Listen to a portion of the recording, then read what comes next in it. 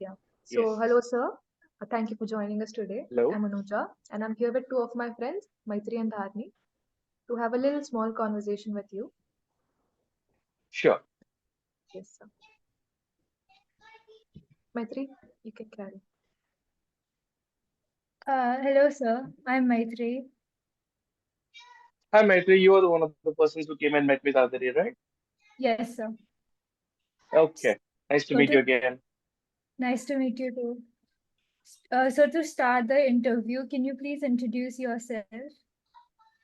Absolutely. You want a very short introduction, or I can elaborate one? I'll take like maybe a minute or less. Yes, sir. You Anything can works. elaborate.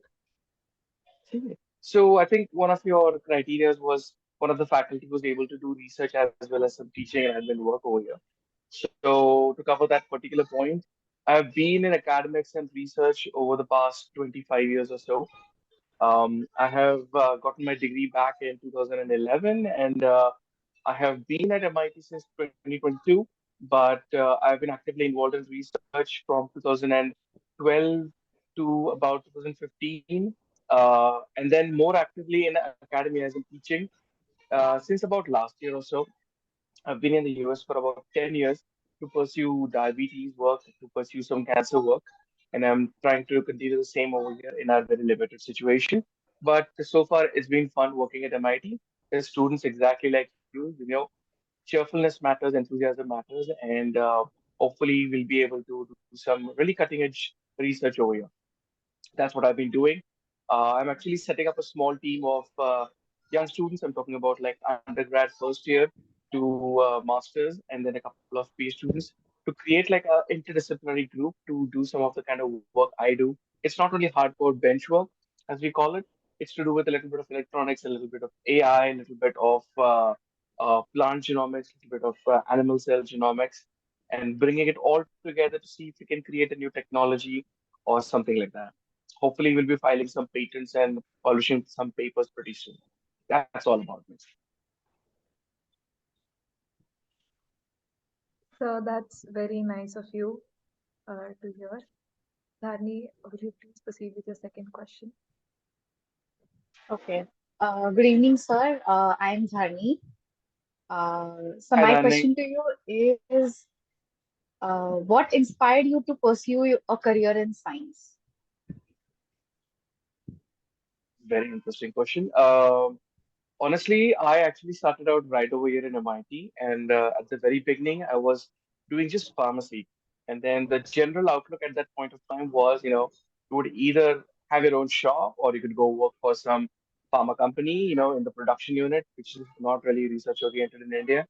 Or, the worst case scenario would be to pick up a bag which contains some sample of your pharma products and head out as a marketing rep for a company, go to doctors and whatnot. And then all of those options seemed actually not so nice to me. So I started figuring out what's out there. And then at one point, somebody nudged me in the right direction, saying that, there's this really nice autonomous Indian institute in Mohali that actually does some really good research. I had no real idea about research until that point. So I gave the exam, I cleared it, I joined it, and it completely changed the perspective I had.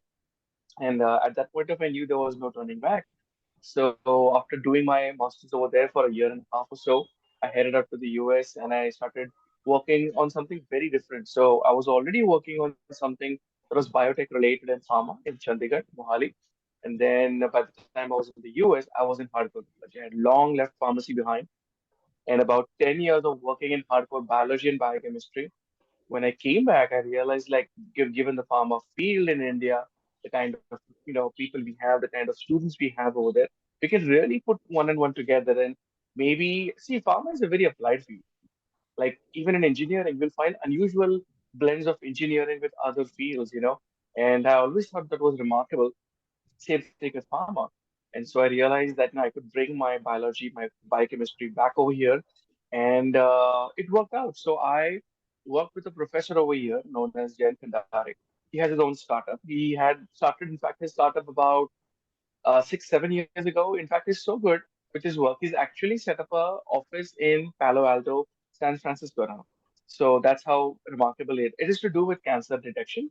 So normally, you heard of cancer detection where people take some samples and they stick it under the microscope, or they take something known as CT scan or a PET scan, but they all have the limitations. You cannot detect a cancer tumor beneath the size of say 5 millimeters, which even by your standards, is very small. So doctors essentially, if they cannot detect anything below 5 millimeters, they say, "Oh no, there's no tumor. This person is cancer-free or never had cancer."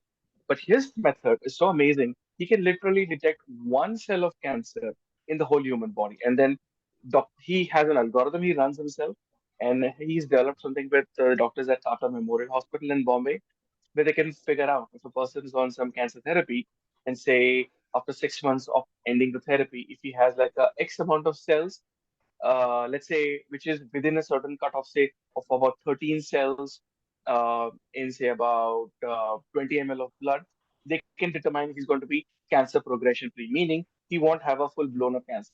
But if he has like a surprisingly large number of cells, and these are known as circulating tumor cells, as the name is self-descriptive, they basically just get the person back to the clinic and start the therapy again. So it's a life changer for most people. Doctors declare them as cancer free and they go out, have the normal lives. A year later, the cancer is full blown. It's gone to other parts of the body, and within a couple of months, the person is gone. This is promising to be a game changer. So that's what I've been doing over the past 6 or 7 years. I've been working with Dr. Kandare. We're training students to do some cutting edge microscopy. We have one of these microscopes right in the office. You came and met me. So post interview, if you want to have a couple of snapshots of the instrument alone, I'll be happy to oblige. So I can actually show you how powerful it is. And the point being, this is what we're hoping that we can give back to the students. In fact, at this point, we have such a wide open point of view. Like, we don't even care where the students come from. We don't need biology to do this. Some of my work, you'll be surprised, is not related to biology at all. I actually do chemistry in my lab now. I'm actually developing small carbon nanotubes. These are incredibly small tubes which only, say, transmission electron micrography can detect. And I'm putting little molecules of anti-cancer drugs inside it, and they can selectively go inside cancer cells without hurting any other healthy cells in the body. So this is the thing that we are really hoping to kick off here in India. We've received over 1.5 crores of grants so far. Like I said, we have very powerful investors, and we're hoping that we can actually do some interesting things right here in MIT, where we can bring students together along with some really powerful experts from outside the system, and have like a incubation unit. The students can learn something. We can actually give them real world knowledge and send them out not with bookish knowledge, but with some genuinely good ideas. And then, just like you started off on this initiative to like come and interview folks like me, you could have, you could be an inventor. I'm really hoping one of you will do that. Do you mind Uh, if I grab my coffee during the interview? yeah, sure, sir. Yes. Thank you so much.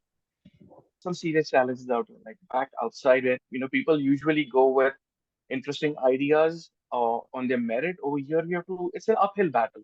So even if you have an idea that you've shown in your work, which is what we do over here, we never go out on a limb saying that, oh, I have an idea.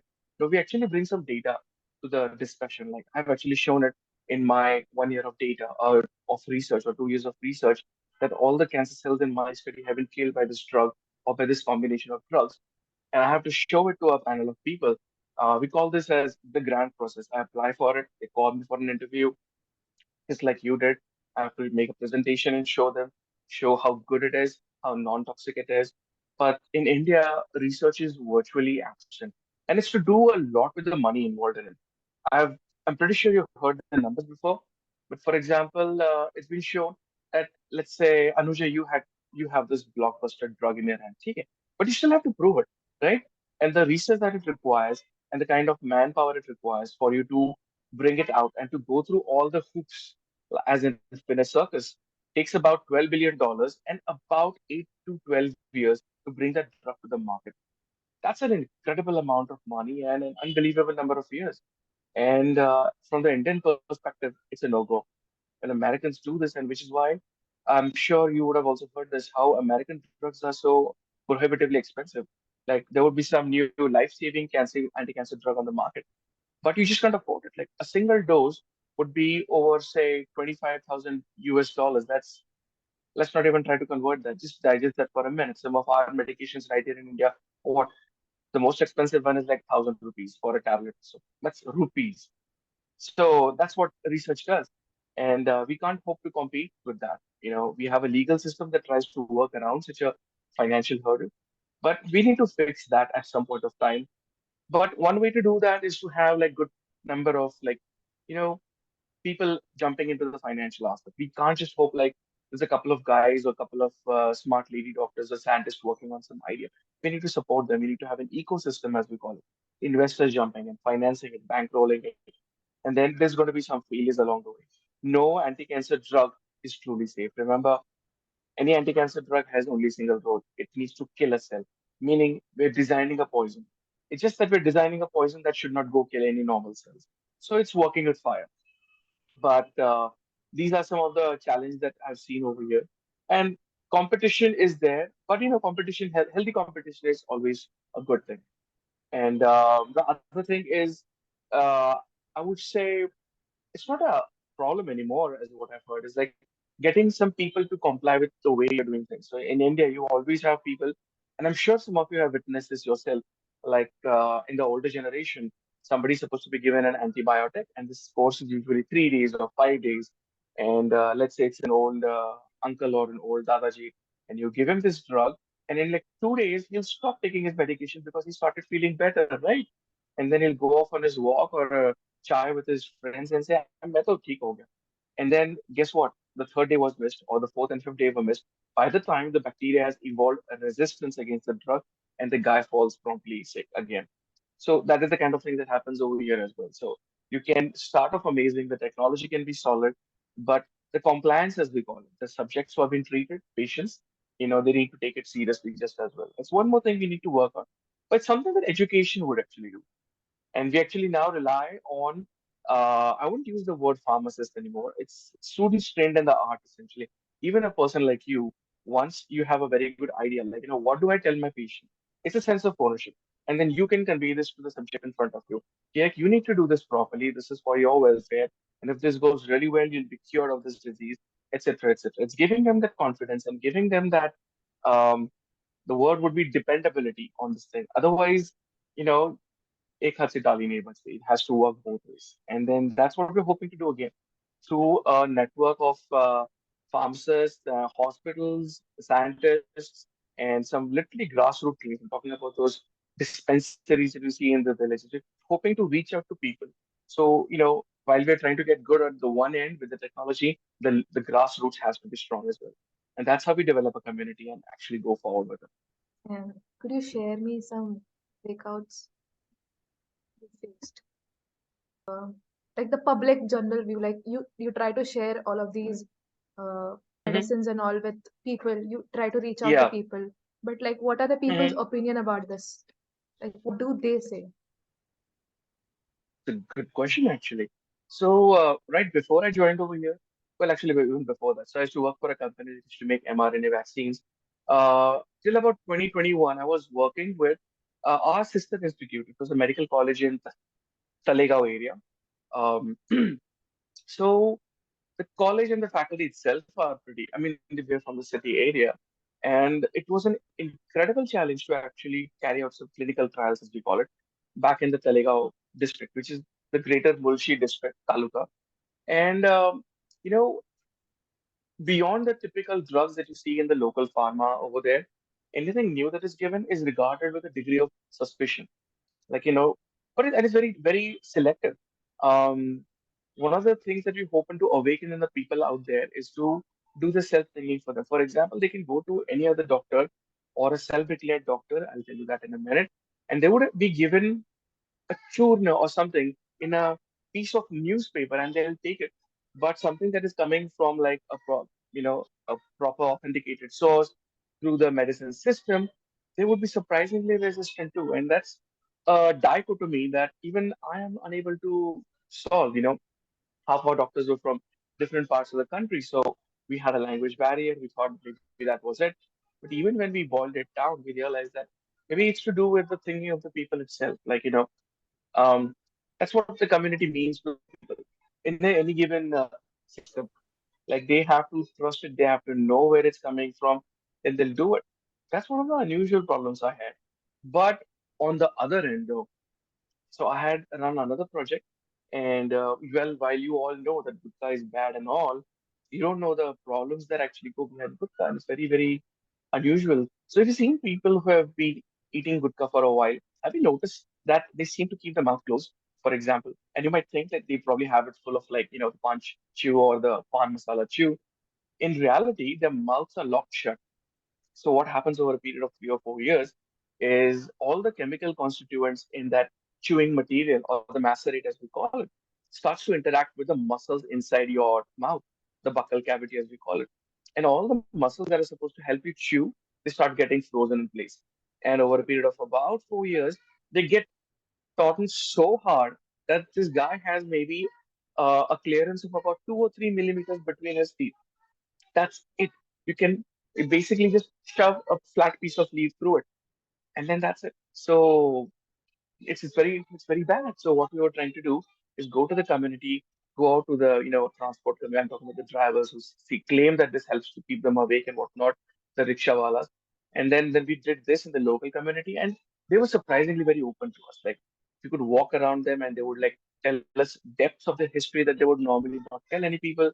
And so on one hand, while they're maybe suspicious with some new treatment, on the other hand, they're open to open up their lives and souls, like, okay, help us, please help us, that kind of a thing. So again, surprising and beneficial because then we can actually help trace some history, figure out what's going on, and that's a benefit for some, as we call it, clinical investigations. Maitreyi? So my next question is, how do you approach collaboration with other scientists or researchers? Amazing, you guys have such amazing questions. So, highly domain specific and highly country specific. I'm sad to say, like folks out here, uh, and I would want to say this is confidential. Obviously, this interview is not confidential. We have a atmosphere of high competitiveness in India, which is supposed to be good. But when you work in a system where grants don't move very often, the financial situation is not very good. You tend to be very protective of your scientific um, rights or achievements or devices. So collaborations in the local community, when you really are doing something good, get very tricky. But for example, when you have like an open system, like an academia, like I can see how some faculty from MIT and they would be associate professors or professors, say from your division, say computer sciences, and me, like I want to now, for example, this is something that we could totally do. Now, what I'm doing currently is I can get biopsy. A biopsy is when I take a large needle and I stick it into a patient. Now, it could be the skin, it could be the liver, it could be the muscle, and I extract a small piece of tissue from that needle and I put it on a glass slide and I take a picture. Now, the picture can be done in such a way that I put certain chemicals that react with certain things in the cell. Here's the thing. I can tell healthy cells from diseased cells. So that's fine. Then as I can train a monkey and it can do the job. But here's the thing, you guys have a very powerful tool with you. It's your computing and it's your comprehension of the AI system. If I were to give you hundreds of these pictures and I tell them like this is what is normal, this is what is unhealthy or diseased or cancerous, and then you would feed it, you would create your own library for your AI. By the end of the day, you would train your AI model, and I'm sure like in a very small amount of time, you would give me a very reliable tool that now I can just take a snapshot of a tissue, feed it into your AI system, server, portal, whatever, and then within minutes, it can chew out a very educated answer. Like, you know what, that looks about 80% likely to have like cancer in it. And then I can quickly refer the patient forward. So that's where I think we have a perfect marriage. And that's what I'm hoping that can be possible in an Indian system. Like a biologist can walk over to a computer scientist like yourself and then you work your magic. I give you the raw material, and then we can really crank out some very interesting stuff. So, diagnostics aside, if this actually works, this will benefit society tremendously. Even right now, the diagnosis process is tedious, it takes time, and guess what? It's very expensive. Most people, especially from villages, they don't have the financial, premise that maybe you and I have. And this could really help people out, in a very big way. So my last question to you is, what do you What believe is the most exciting or promising area of your research in the field you're currently working on? Uh, Troubleshooting. So, like I said, maybe this is a probably inappropriate thing to say, but it's like monkey work to simply copy a procedure, do it, and get the answer. Anybody can do it. But the real might of good research is when you actually are encountered with a problem. Like, for example, we ran into an unusual problem to where once we were designing nanomaterials. So one of the advantages with nanomaterials is that they're so small, they're well, literally nanometers in size. They're not even visible, remember. And these can actually slip through the little borders between the cells, and they are very helpful in dosing anti-cancer agents or drugs in big tumors. So at one point, we realized that we were encountering an unusual level of resistance from tumors. So when we first had cancer cells, and we realized that there's a certain barrier, and some of our models were not very working out very right. So as a biologist, I jumped in, and I realized that the cancer cell was producing lactic acid. It's a abnormal cell. It does crazy things like secrete lactic acid and hydrogen peroxide in very large amounts. And they were actually destroying my model and my drugs. But here's the thing. So over a period of about 6 months to a year, we were working with this problem and we really couldn't work around it. Some of our people were working on an entirely different thing. So in my experience, good research has always been serendipity, meaning it's a happy discovery of something. What we discovered was that during a chemical synthesis, we discovered like there was a certain kind of a bond that simply dissolves in acid or in the presence of H2O2. And then we didn't know what to make of that. Even we were thinking of that as a liability. But then we started thinking, like, oh, wow. So can we use this bond to maybe attach something else to our particular model, which can basically dissolve or to get destroyed within that area of the tumor, which has such a large amount of lactic acid, which causes a lot of acidity. It led to something else entirely. So what happened was we started using something known as iron oxide, essentially rust. It's a very unusual kind of a rust, though. Again, in very, very small sizes, nanoscale sizes. Whenever it comes in contact with H2O2 that is secreted or H2O2 that we can pour into a beaker, for example, it starts bubbling very minorly. And then what we did was we realized that if you have these nanoparticles stuck on your carbon nanotubes, it will start to bubble as well. Guess what? Bubbles have buoyancy, right? So this would actually happen at that very, very small scale, and the particle would start moving up. But this is a circulation system. The blood is being actively pushed in a direction. So now you have an upward and a forward movement. I couldn't really figure out. But when we realized you could use chemistry to make a very unusual solution, and we realized that the one thing that was holding us back, the sheer acidity in a tumor environment, and we could now exploit that acidity to make a small carbon nanotube, which is a particle that can now, sorry about that, Hans, now it could move forward on its own like a rocket. We ended up with essentially a nano rocket of our own. That was incredibly exciting. And we actually published that paper in a very good journal. And it's one of the journals that is being cited very, very strongly. So people were inspired by, you don't have to put any. So if you were to think of a rocket, like a multi-stage rocket that you send out to space for launching a satellite, you have your own fuel, right? And your rocket is limited by the amount of fuel that you put in it, right? One of the fuels is a source of oxygen, and one of it is a solid fuel. Guess what? We basically pirated the tumor for its own material. Now we have uh, endogenous fuel. We have unlimited source of the fuel for that particular nano rocket we built. It'll never go out. So as long as the tumor is over there, we're going to have that hydrogen peroxide, and our nanomaterials or nano rockets will keep going and impinging and dosing the anti-cancer drug as long as the tumor is over there, or until the nanomaterial is completely destroyed. So that was incredibly rewarding, where we thought like our project had essentially ended prematurely, it was given a second life. And it's the small experiences like that that just want you to like keep going and then looking in a different direction. So again, like a biologist, who was trained as a pharmacist, I now realize my inspiration lies in an entirely different direction. And the bottom line for me is science is science. There is no chemistry, there is no biology, there is no computer science. It's science. I hope that would be a good takeaway for all of you guys. Yes, sir. So just a Yes, last sir. question. The Sure, line, sure. the line you said that science is just science. So, Hmm. what, like, what would you tell the individuals like us, or the different Hmm. expertise, like any other fields, to like if they want to participate in these kind of researches, what would you like to say to them? Hmm. This would be the ending question, sir. Embrace your curiosity, literally. I mean, just so you know, I don't like keep myself buried in like books and papers. I actually browse the net. I look up nonsensical stuff.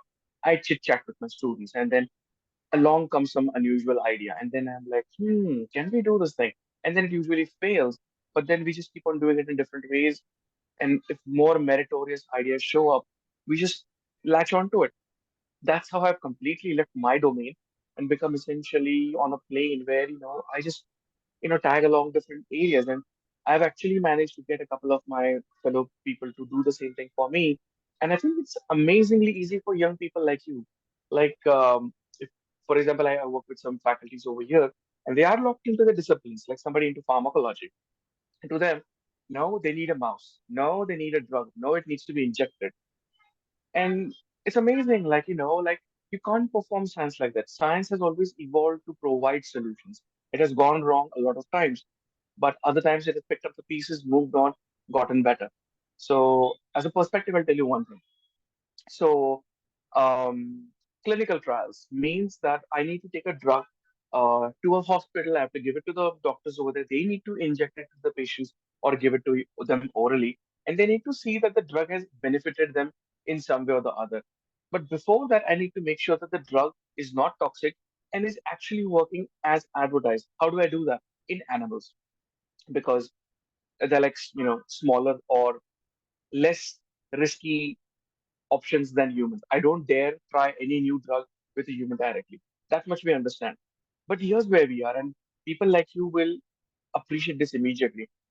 Who gives me the right to treat a mouse, a dog, a primate, a chimp with a drug just because I want to see if it works and it doesn't kill them? Then I can go to human studies. And until very recently, like even I used to think like, what should it matter? But now, like, okay, our technology is really sophisticated. Like I can do half my work in silico, meaning in a computer program designed by smart people just like you. And now what we're doing for the past 4 or 5 years, we're making micro-sized systems. We're making like tiny, tiny slides with tiny channels in them, capillaries. And what we're doing is we're taking single cancer cells obtained from patients, locking it into those little capillaries, and doing tiny, tiny research studies right in the chip. I don't need a mouse. I don't need a dog to be sacrificed to do something like that. And then, some of the older faculty would be like, you can't do research like that. Here's the amazing thing. Starting 2013, and as recently as a few months ago, you have governments from the UK, European Union, and the US who have actively said, you don't need animal studies anymore. So, like, this is amazing now. So, here's my point. You never needed to do any animal studies in the first place.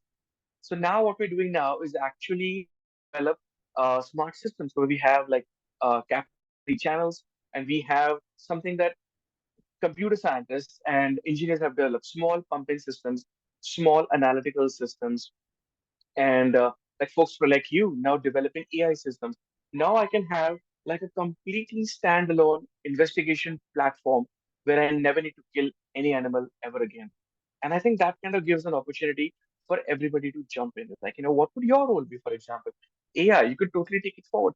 Who's to say you need to stay in the electronic world if you get excited? So guess what? I'll give you one more current example. So was the antigen test or the blood test that you guys did for COVID the only test around? It wasn't. There was something else developed by Indian scientists of all people living in Stanford. I think one of them came from Cambridge. So together, it's not something unusual. So there were people exactly like you, computer scientists working with AI and ML. AI ML is Greek to me. I actually don't understand it. So anyway, they took these chest X-rays of people who said like they were having tightness in the chest, they can't breathe. This was in the COVID time, right? 2020. And they got access to a hospital who shared them hundreds and hundreds of pictures of X-rays. and they started noticing things. They started creating an AI model where it quickly registered a familiarity with certain features that we see in COVID patients. It created such a beautiful model that you could take an X-ray, give it to a this AI thing, whatever it was. It was a paid thing, and it could spontaneously tell you if it was COVID or not. And it was about 95% successful. You no longer have to wait for a 15-minute test or a 5-hour genetic test to show that you have COVID or not. And then even those tests would be negative. This X-ray thing developed by a computer programmer, from two different cities, Cambridge and Stanford, they came out with an amazing, amazing solution. All they had to do was, be curious. Like, okay, here's a buddy of mine. He got sick. And then, you bump into the X-rays and then you don't understand X-rays. But then you apply your science to it. That's the beauty of science. Is science like, okay, there's a similarity here, or there's a dissimilarity here. And all I have to do is apply my own principles. We can work this out. So, if I bump into a young mechanical engineer of your age, for example, I just have to tell him, I just have to create a pump that will, make fluid flow from point A to point B of about half a mil in about over a period of 1 or 2 hours. So very slow pumping. And then he doesn't have to care about the biology. All he has to know is that, okay, I'm creating a system where I can do some cancer research. A certain drug has to be added over here. It has to work on this particular cells over here. And the scientist can now pick it up at the other end at the end of 2 hours. So he can just work his magic to it. And then if all goes well, he can now learn a couple of things and then take it forward himself. That's what I mean by science is science. That's when like two forces basically come, interact with each other, and there is a definite exchange of principles. The engineer walks away with some interesting things about biology, and he becomes an inventor in his own right. And the biology guy is humble, like, okay, there's not everything he can do alone. You need engineers for it. Well, I hope So that that answered was, your question. yes, sir, surely. So your journey was really like inspiring and would really love to participate in your research thing. Like would really love to connect with you later on. Surely. You are welcome, absolutely and completely welcome. Exactly. Like I said, all I need is enthusiasm from the student. Honestly, that's what it is because you can have like a qualified guy walk in there, but if he doesn't love what he's doing, he's just living a day at a time. That doesn't cut it. That doesn't cut it. I have actually come to believe, and it's not because that's how they do things in Europe or America. For some of the smartest people they have rely on very young people like you. Even in Stanford, they have entire clubs dedicated to what 17-year-olds, 18-year-olds like you, and they're like they're not even surprised that some of the very obscure findings are brought up by young people. Like, hey, what is this? It's what you would see in a young kid. Like, he's observing a little beetle walking up on your sofa couch. An adult would basically swat it away, like, hey, that's another insect. And this little guy or little girl is basically, oh, look at all the iridescent colors on it. What is giving it that color? We fail to ask these questions as we go along. And that's what a young person can do. Never give up being a kid. What is driving your curiosity? And there's no surprise that wherever you have a culture and community like this, you invariably have a research hub in there. One of the things I did a couple of years ago, I used to work with a Gujarati investor based out of California. He asked me to basically start mapping out research hubs across the world. He was an investor and I failed to convince him to finance my own work. But he said like I'm still looking for somebody who has a blockbuster. Obviously, you don't want to gamble on a research. So I started looking in hubs, and I realized wherever there were good universities, wherever you had people where you have a certain way of thinking, you invariably have like a very nice university. And this is not just like Pune University; it's the oldest one. No, I'm talking about universities where you have very bright people brought ahead, not molded into shape, but just empowered. We should never mold. So that's what happened to me, for example. Like the way I was thinking, like somebody said, no, no, that's not the right way. That's not the right way. You need to do this thing. I think it doesn't have anything to do with justice, but I may be now essentially clipping off somebody's wings. Like Anuja, like you were to come to me and then you go off on a tangent. I'm never going to criticize you for that. I'm only going to give you more tools for it. Like, okay, like you figure it out, you figure it out. Because what happens is that when you have a society like this that is encouraging, empowering, you start having incubation centers. So we found out like in a zone. So there's something known as the Golden Triangle, and it won't be surprising for you. So between London, Cambridge, and Oxford, you have a whole, you know, bunch of good universities. You already know that. And then the greatest research hub in the UK lies within this Golden Triangle. And then I try to figure it out. It basically becomes like a very positive incubation center. And then I found out that this actually extends to other places. I was looking up Switzerland, and then between bunch of different cities like, Bern, Lausanne, multiple places actually, you started having multiple triangles or circles at this point of time. And then I realized it's good education, great communities, and then places that people like you, right out of college, for example, I'll talk about my people. Straight out of B Farm, one of my children, when I say children, students, expects to make no more than, say, 15,000 rupees a month. Imagine how much that guy is paid for his degree. And to me, it's disheartening. But in one of these places, like, you don't have to worry about it. They're looking for a job. No, they're actually looking for a great idea. They walk out there, they create a great idea, they get investment. And, more often than not, this is not just show, they actually have a very good, decent idea. They get lots of support, they get lots of finances, investment, they get support from the general public, and they shoot off. So the greatest number of unicorns, you know what a unicorn is, no doubt. You have in these research hubs encircled by the golden triangles. I saw that in California. I saw that on the East Coast of US, obviously. We don't have one. We don't have one. But what's to stop you guys from doing exactly that? You go ahead, empower your careers, do something amazing, and there'll be, families like the Ambanis and Adanis, and we spawn a golden triangle of our own, and that's where I hope we should go, and that's what would make us a true superpower. We're churning out employees. I think that's the wrong thing. We're not trying to make drones. We're trying to make smart people, and you already are smart, aren't you?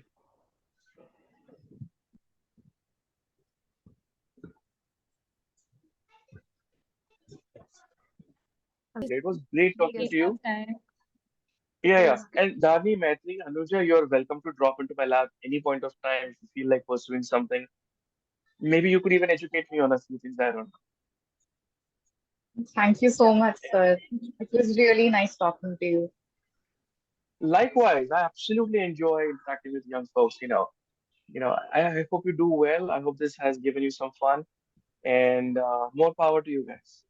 I'll see you later if you feel like talking to me. yes, sir, Yes, surely. Yeah, thank you sure, so I much. sir. would love to meet you. Thank you, sir. Bye bye. Have a lovely evening. Thank Bye, you. sir. Bye bye. Bye.